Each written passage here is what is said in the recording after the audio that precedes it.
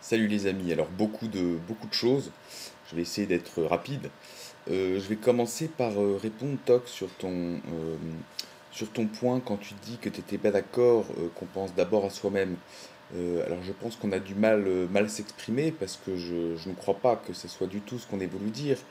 Nous ce qu'on voulait dire, si tu veux, c'est que de toute façon, notre façon de voir les choses, de voir le monde, de l'appréhender, il ne passe nécessairement que par nous, d'abord. Tu vois, c'est notre ego, il est là.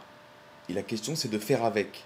Et si tu prends conscience que tout passe à travers ton ego, eh ben, tu vas pouvoir mieux appréhender les choses qui sont autour de toi. Donc il ne s'agit pas juste d'être égoïste, il s'agit de savoir qu'on fonctionne avec un ego, de prendre conscience de ça pour pouvoir avoir une meilleure conscience des choses qui nous entourent, qui nous sont extérieures. Voilà, faut pas hésiter à dire si t'es pas encore d'accord avec ça, qu'on y revienne, parce que c'est un point important, je pense. Voilà, c'est pas être égoïste, mais prendre conscience de notre structure égoïste. Voilà.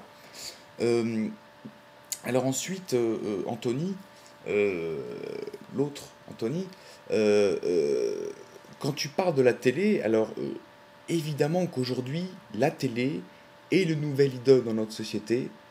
Euh, Donc c'est un point voilà, auquel il faut faire très attention et il ne faut pas hésiter à en parler, il ne faut pas hésiter à donner, à dire aux gens, à tout le monde, à ses amis, à ses proches, que la télé c'est nocif et expliquer pourquoi. Maintenant, de là juste à rejeter en bloc la télé, je pense que c'est une erreur. Et bien sûr, encore plus finalement de rejeter les gens qui regardent la télé. Pourquoi? Parce que en faisant ça, on peut donner l'impression de cristalliser la totalité du mal de notre société sur cet objet qu'est la télé. Alors qu'encore une fois, la télé n'est qu'un outil et qu'on sait mal l'utiliser. Voilà, et qu'il est entre les mains, en plus de ça, de personnes qui ne voudraient pas, de toute façon, chercher à l'utiliser de façon vertueuse, vu qu'ils veulent nous endormir. Mais ça reste un outil. Donc oui, dénoncer cet outil qui est mal utilisé, maintenant de là juste à dire la télé, paf, on ne veut pas l'entendre parler, c'est mauvais et c'est tout. Non, c'est pas intrinsèquement mauvais. Voilà, donc il faut faire attention, je pense, à cette distinction. Hein. Voilà, mais encore une fois, tu peux en parler tous les jours et tout le temps parce que c'est très important, la télé détruit les cerveaux. Donc voilà, ça c'est sûr.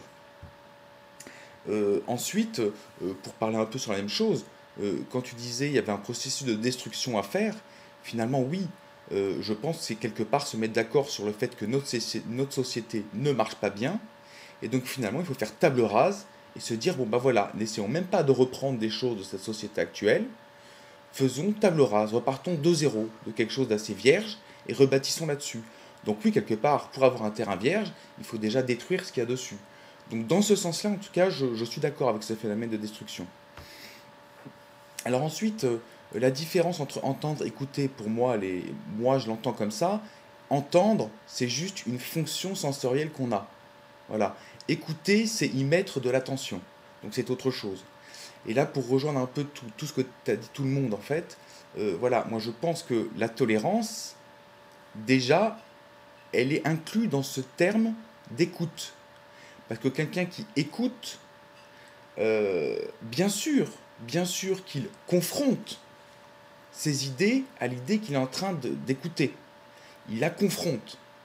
Mais là où est la tolérance, c'est de se dire que finalement, on va pas juste être sur, après avoir écouté ça, on va juste essayer de défendre notre idée, notre façon de voir les choses, et puis c'est tout. On ne veut pas entendre le reste. En gros, on est juste persuadé, on a raison, et puis on ne cherche pas vraiment à se dire finalement peut-être qu'on a tort. Non, non, non. L'écoute, c'est ça. C'est écouter, c'est essayer de comprendre comment l'autre voit les choses, la compréhension qu'il a des choses, et ensuite, eh bien, opposer à ça, l'opposé, pas condamner, ça n'a rien à voir, confronter et condamner, pour moi, c'est pas la même chose.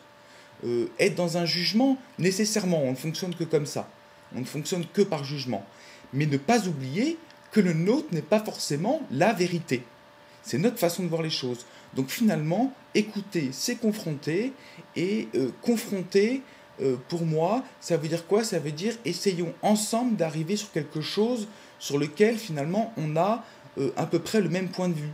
Ça veut dire que même si on parle à quelqu'un dont on se dit finalement on n'est pas d'accord, il ne faut pas lui opposer son point de vue dans un mode moi je suis celui qui sait. Voilà, je ne suis pas détenteur du savoir absolu. Par contre, je suis détenteur d'un point de vue, d'une compréhension.